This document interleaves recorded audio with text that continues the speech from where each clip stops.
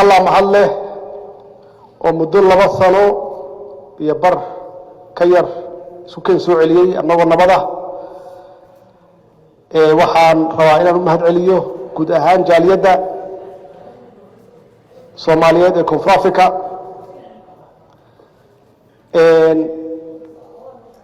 markii hore aan idin imid runtii waxay ahayd taageerooyinka ugu badnaa oo aan ka helay jaaliyadaha Soomaaliyeed ee dibadda qurbaha jooga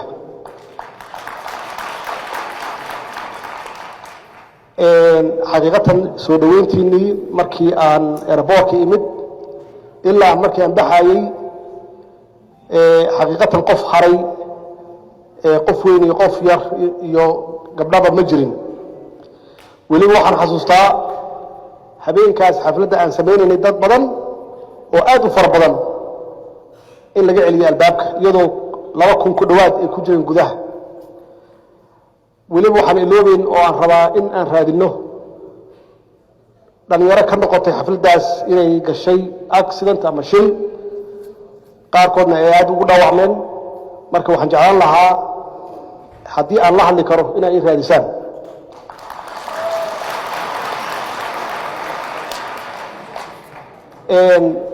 kulankii habeenkaas xafladda aad ii samayseen runtii wuxuu ahaa kulan aad iyo aad aan u xasuusto wax kasta aan ka wada hadalnay waa xaqiiq markii ugu horeysay waxaan ku hambaliyay sida ay safiirka iyo wasiirku ay sheegeenba inaad tihiin safiiro halka noo fadhiya oo qof walba matalayo magaca iyo sharafka Soomaaliyeed runtii aad ka soo baxdeen kaalintiina oo la idin yaqaan inaad tihiin dad shaqaysta oo aanan waxba baryin dad ganacsato haysta oo runtii waddankan contribute gareeyay oo shaqo abuuray Koonfur Afrikaanka dadka ahna aaminsan inaad tihiin dad runtii waddankan wax badan ku soo kordhiyay waan idinku hambaliyay waxaan idinku dhiirigeliyay inaad sii xoojisaan kaalintaas aad ku leedihiin oo lidinkaga yaqaan dalkan inaad tihiin dad aad iyo aad u wanaagsan wax badanna ku soo kordhiyay waa runtii wasiirka madaxweynaha saaragnay anoo arrimihiina kala hadlaaya wuxuu yiri hadalkiisa waxa ku jiray sidoo uu yiri waxaan jeclaan lahayn dhiigga Soomaalida inuu dhiiggeena ku jiro wuxuu ka hadlayaa firfircoonida hal abuurka dadnimada kartida aad leedihiin iyo sidaas u ilaalisaan oo magaca iyo sharafka dalkiina iyo dadkiina aad u ilaalisaan marka waxa soo kala maqalno runtii waxa weeye waa wax ka duwan waxyaabaha inta badan maqalno inta badan waxaan maqalnaa dadka Soomaaliyeed inay yihiin ama dalka Soomaaliyeed inuu yahay dal dib badan ama dad dib badan oo lagu sheego xaq jiro aan nafta bini aadanka aan qiimeen oo wax burburiya nafta aan qiimeen waxaana lagu sheegaa burcad badeedin aan nahay oo runtii maraakiibta maraysa xeebaheena aan qafaalano iyo qaxootiga dhalinyaro badan oo xabsi ku jira waxyaabo badan oo negative markaa maqasho runtii waxa weeye markaa maqasho wax wanaagsan oo tan kala ah waxayna siinaysaa yididiino cusub iyo rajo wanaagsan iyo runtii niyad wanaagsan ayana siinaysaa marka waxaan ku dhiirigelinayaa mar kale sii wada oo sii laba jibaara maxaa yeelay qof kasta oo Soomaaliyeed oo wax wanaagsan sameeya wuxuu jidka u xaarin kuwa kale oo Soomaaliyeed maxaa yeelay haddaad xun tahay waxa loo maleynayaa Soomaalidu inay xun yihiin haddaad wanaagsan tahayna qof kasta oo ka dambeeya gacmo furna lagu soo dhaweynayaa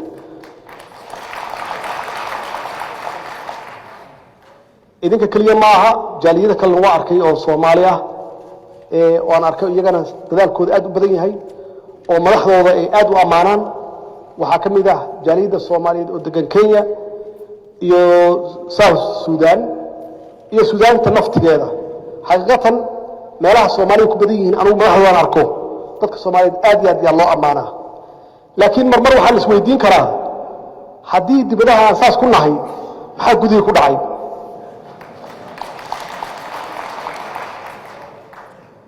waxa weeye gudihii naftigoodu dadku waa fiican yahay waxaa la rabaa hoggaanku inuu dadka toosiyo oo jid wanaagsan tuso hambalyadaas waxaan kaloo oo habeenkaas iigu dambaysa halkan aan ka wada hadalnay dardaaran anna waa ila dardaaranteen anna waa idinla dardaarmay aniga dardaaranka aan idinla dardaarmay waxay ahayd dardaaran aan ka helay madaxda iyo qeybaha kala duwan bulshada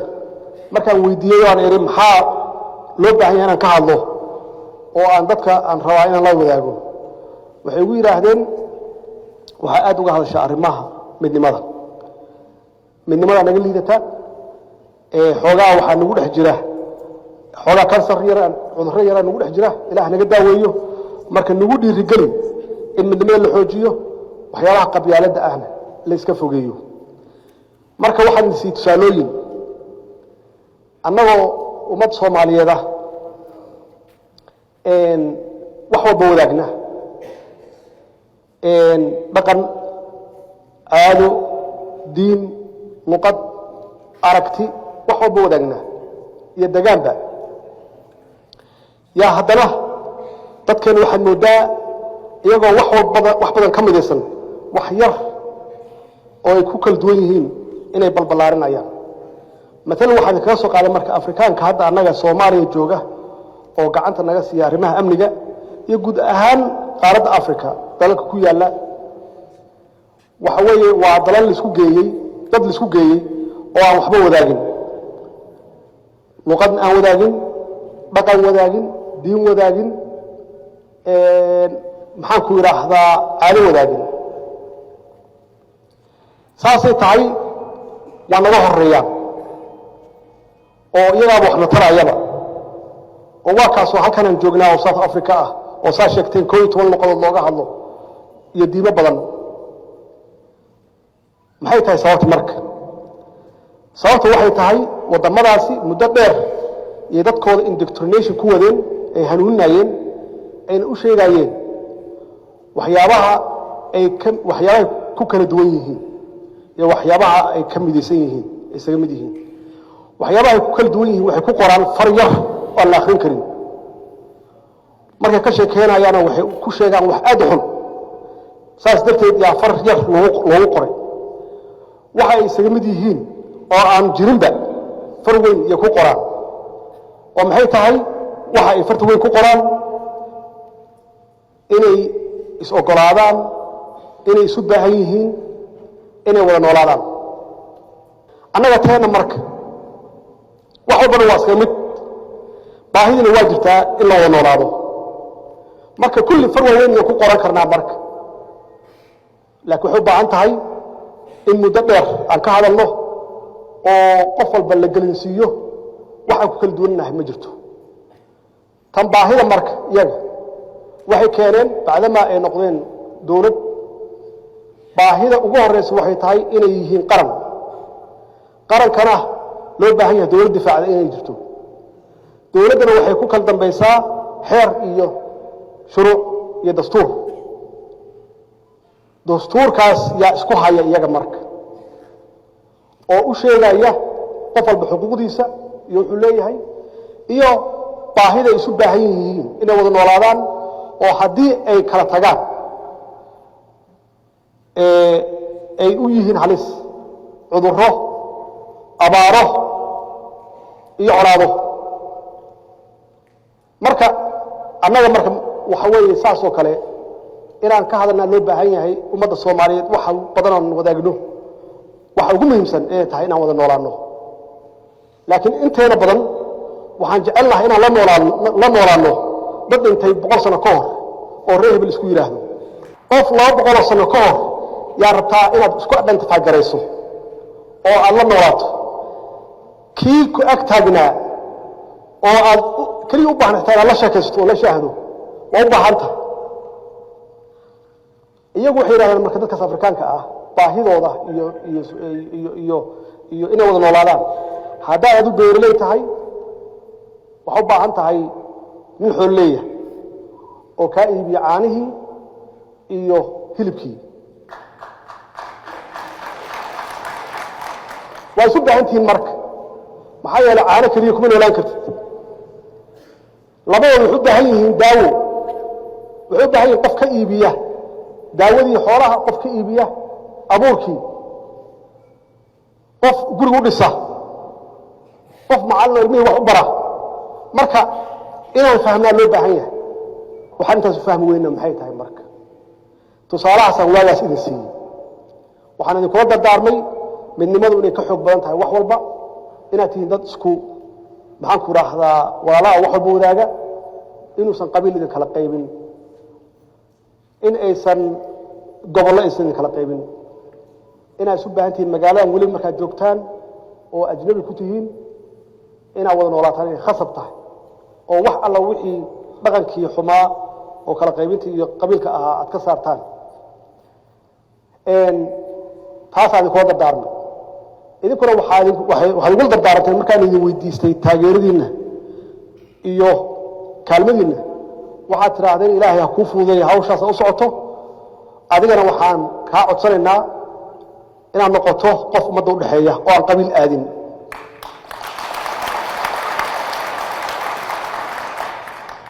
haddii aad guulaysato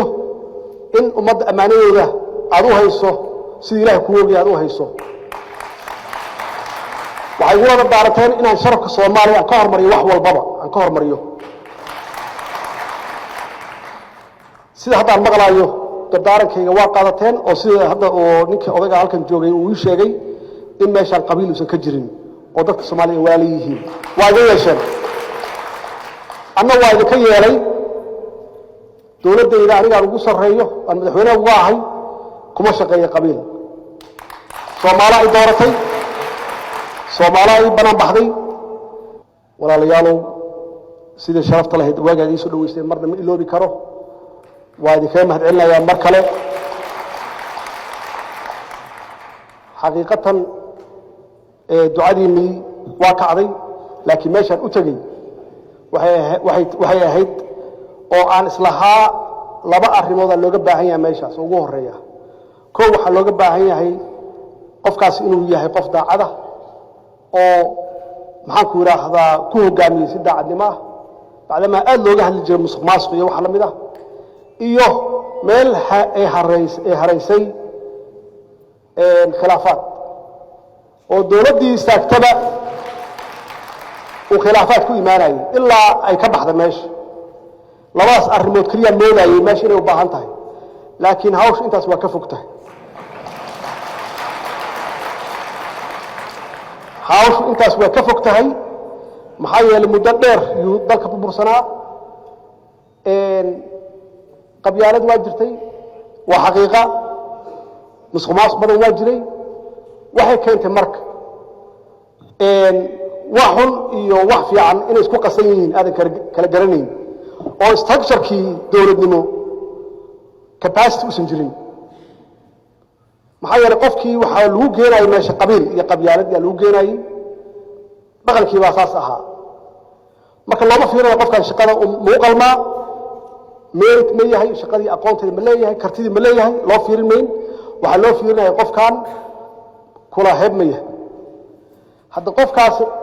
meeshaasi la geeyey qof u qalma ma aha waxa weeye marka in aan bedelno culturekii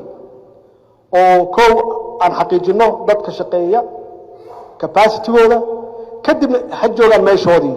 laakiin aan ku dul dhisno capacity kale ilan dad soomaaliyeed weeye muddo ka shaqaynaya meesha meelaha ay ka halaysan yihiin ama ay ka dabacsan yihiin weakness ka jiro inaan xoojinno oo aan siino pillars kale udubdhexaadyo kale macnaheed waxa weeye aan ku soo biirino dad aqoonteedii khibraddeedii leh oo aanan ku imaan qabiil markay wax lumaan oo weliba la wada leeyahay dadka waxaa la rabaa isku si inay uga danqadaan waxaa la wada leeyahay dowladnimadu iyo qaarnimadu waa wada leenahay runtii muddayna burbursanayd haddaan rabnaan soo celinno waxaa la rabaa qof walbaba inuu qaybtiisa ka qaato uu kaalintiisa ka cayaaro oo uu juhdi geliyo kow waxaa ka ah inaan xoojinno qarannimadeennii oo wiiqantay aada u wiiqantay waxaana wiiqay midnimo la'aan, waxaa wiiqay qabyaalad iyo kala qaybsanaan, waxaa wiiqay shisheeye oo ka faa'iidaystay dhexdeenna ka faa'iidaystay. inaan soo celinno yaa loo baahan yahay. quwadeennii dowladnimo inaan soo celinaa loo baahan yahay. quwadda dowladnimo waa tan lagu dhiso qarannimada. inaan soo celinaa loo baahan yahay. baadigoobkeedaan ku jirnaa oo ay ugu horeyso siyaasadda aan ka leenahay amniga, oo idinku naftigiinnu haddaa halkan joogtaan iyo kii Soomaaliya jooga iyo qof walbaba uu qayb ka ahaado baadigoobkaas aan ugu jirno dowladnimadeenna inaan soo celinno iyadoo xoog leh oo sharaf leh.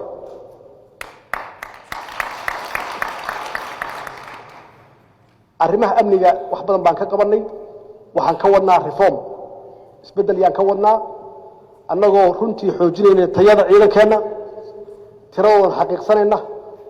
waxaan ku guulaysanay inaan siino mushaaharaad joogto ah intii aan joognay, ilaa markii dambe aan nidhi bal aan hubsanno cidda aan mushaharka siino oo aan tirakoob dib ugu noqonnay. waa dhici kartaa inay ka timid maxaa yeele dadku ma jecla isbeddel. isbeddelku waa wax xanuun badan. dadkii inaysan jeclaysan isbeddel qaarkood oo ay abuurtay xoogaa dhibaatooyin ay abuurtay. laakiin meesha u soconnay waxay ahayd inaan hubsanno ciidanka aan u baahannahay howlgalkiisa, ciidankaan u baahannahay tababarkiisa iyo qalabkuu haysto. ma aha inaan mushahar u weyne ma aha. labadii sanoo la soo dhaafay ilaa hadda waa siinaa mushahar joogto ah.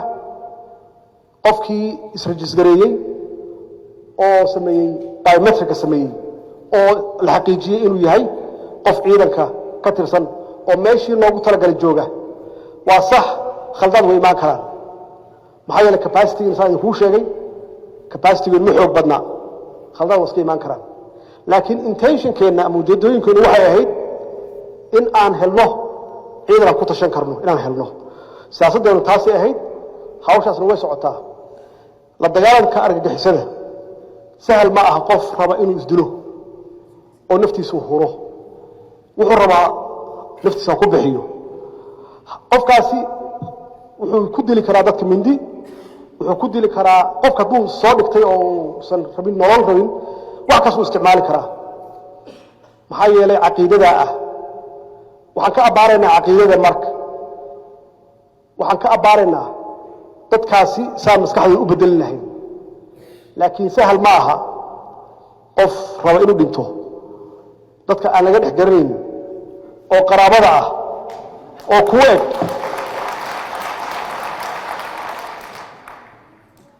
sahal ma aha.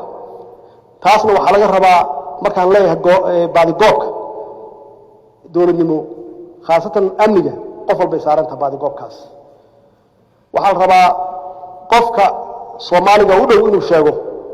wayna bilaabatay hadda. maxaa yeelay waxaan arkaynaa dad warbixinna siiya, waxaan arkaynaa dad geesinimo sameeya oo sheega dadka waxaasoo kala sameynaya. hawshaasi runtii waa qayb ka mid ah waxa dadweynahan ka rabno inay qayb ka ahaadaan amniga. runtiina waa hawshaas meel fiican yay noo martay. dhismaha hay-adaha dawliga ah iyo naftigeedu waxa weeye baadigoobka aan ku jirno inaan adkeenno institutionskeenna. dowlad kasta waxaa lagu qiimeeyaa xooggeeda iyo awooddeeda inta institution u dhisan iyo dadka u shaqeeya capacitygooda iyo aqoontooda iyo sida loo xulanaya inay yihiin dad fiican oo iimaan leh oo aanan corrupt ahayn oo wanaagsan oo shaqadii lagu aamino siday tahay uga soo baxaya. runtii hawshaasna waa ku jirnaa. waxayse qaadanaysaa muddo bacdamaa dowladnimadeenna ee burbursaneed muddo aad u dheer. hawshaasna waa ku jirnaa inaan dhisno hay-adaheenna. kobcinta dhaqaalaha iyada naftigeeda siyaasad fiican oo comprehensive ah yaan ka leenahay. dhaqaalaheennu waa kobcay inkastoo dee dalku uu yahay dal fakri ah oo meesha aan rabna ay tahay inaan gaarno dadka curyaamada ah iyo dadka aan shaqaynin in la gaarsiiyo kaalmo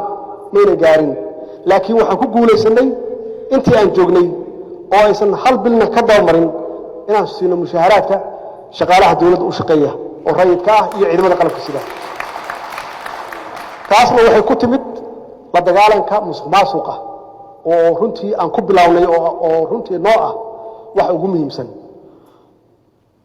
argagixisadu waa dhab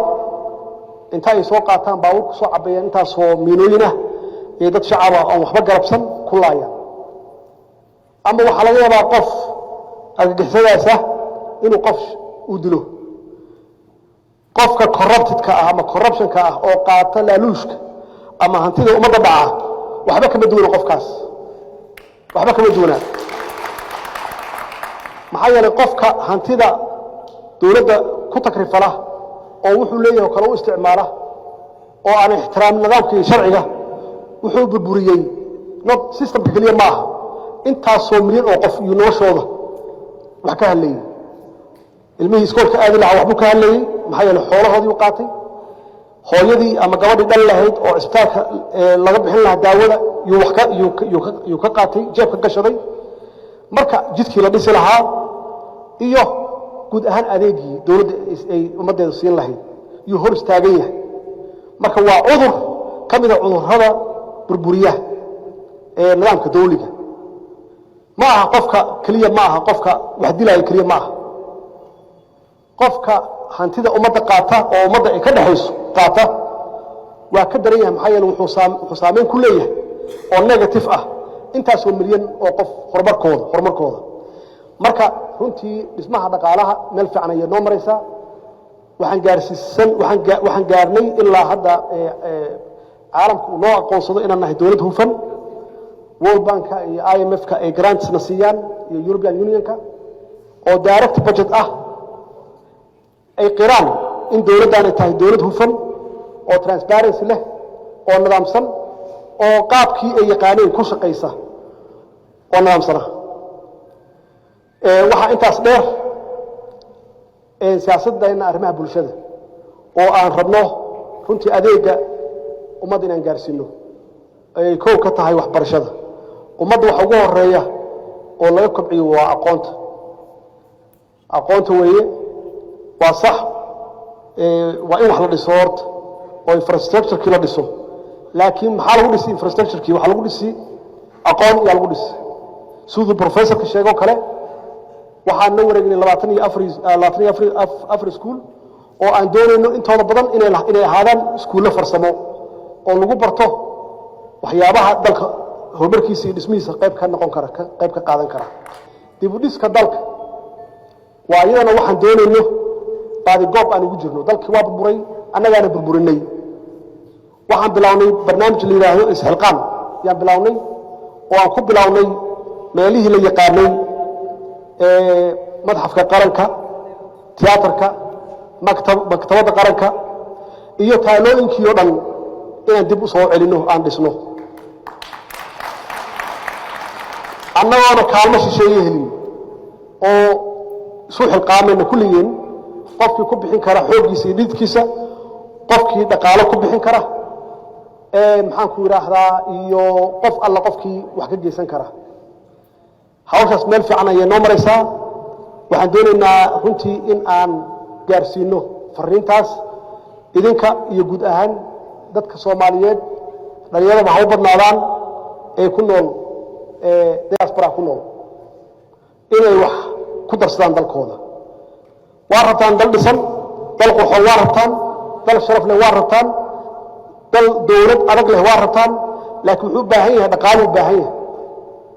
wax gaar ahaan anigu aan u baadigoobi karan maaha waa wax kulligeen loo baahan yahay inaan qayb ka qaadano qayb lahadla aan ka wada qaadanno sidii dalkaasi meeshuu u taagnaa aan hore uga qaadi lahayn hawshaas waa bilaaw waa urdun waxaan rajaynaynaa dalkoo dhan inaan ku dhisno warshadii ugu horreysay oo aan qalabkeeda ka soo saari lahayna waa furnay mudday xirnayd qalabkeeda waa la furfurtay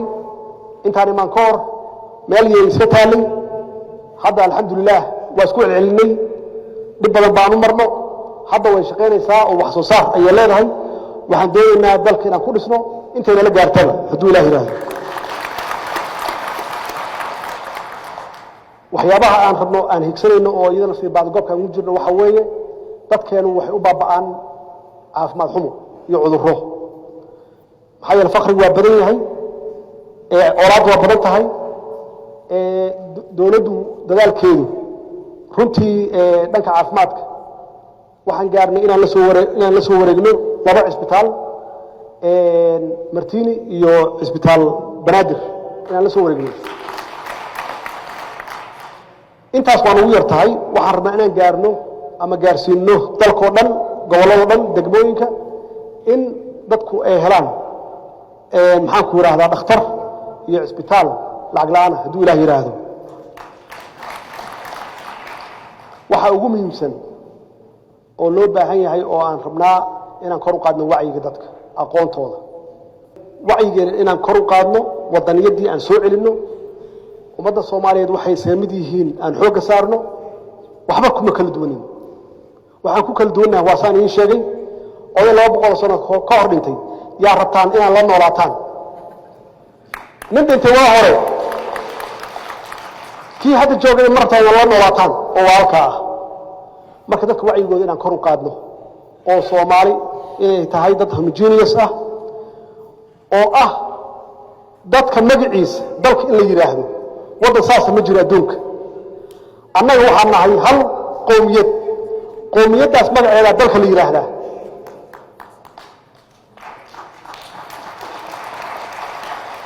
dalkaasna waa dal khayraad badan dadkiisana waa idinka oo hadda cid walba leedahay waxaan u baahnaan lahayn dhig Soomaali oo kulul in lagu shubo marka wacyiga dadka inaan kordhino qabkoodii aan kor u qaadno wadaniyadoodii aan kor u qaadno waa dhab ummad markay muddo dheer ay ku jirto dagaal sokeeye qabka hoos u dhacaa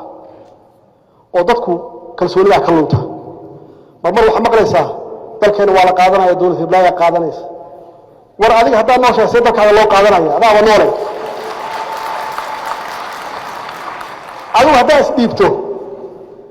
ama aad dhimato waa sax waa la qaadan dalkaaga dalka uu dal fiican weey laakiin hadaa soo taagan tahay Soomaali waxeeda qofkii u yimaada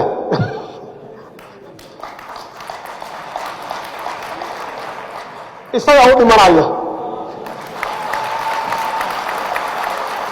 markaas dhiibina